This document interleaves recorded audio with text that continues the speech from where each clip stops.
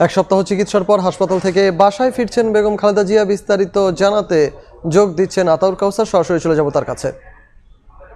বেগম জিয়াকে বহনকারী যে গাড়ি, সে গাড়িটি তার বাসভবনে প্রবেশ করেছে। তাকে কিছু সময় আগে, এখন থেকে আনুমানিক 15 থেকে 20 মিনিট আগে রাজধানীর এভার কেয়ার হাসপাতাল থেকে রিলিজ করা হয়েছে এবং তারপরেই তাকে বহন করা যে গাড়ি এবং যে গাড়ি বহরটি, সেই গাড়ি বহর এই বাসভবনে এসছে এবং এই মুহূর্তে কিছু সময় আগেই তাকে বহন করা গাড়িটি বাসভবনের ভেতরে প্রবেশ করেছে।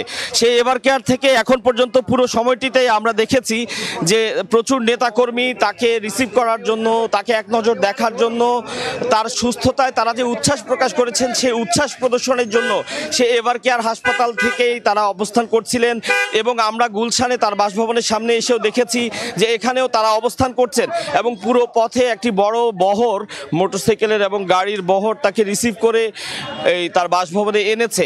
একটু জানিয়ে রাখতে চাই, গত 11ই সেপ্টেম্বর রাতে, অনেক রাতেই তিনি অসুস্থ বোধ করায় তাকে হাসপাতালে নেওয়া হয়েছিল, এভার কেয়ার হাসপাতালে, এবং এ নিয়ে বেশ কয়েকবারই তাকে এভাবেই রাতে হাসপাতালে নেওয়া হয়েছে, কারণ প্রায়শই তিনি অসুস্থ বোধ করছিলেন এবং যখনই তিনি অসুস্থ হয়েছেন, চিকিৎসকরা মনে করেছেন যে তাকে আর বাসায় রাখা নিরাপদ নয়, তখনই তাকে হাসপাতালে নেওয়া হয়েছে, এভার কেয়ার হাসপাতালে। এবং আপনারা জানেন যে তার ইতিমধ্যেই অস্ত্রোপচারও হয়েছিল।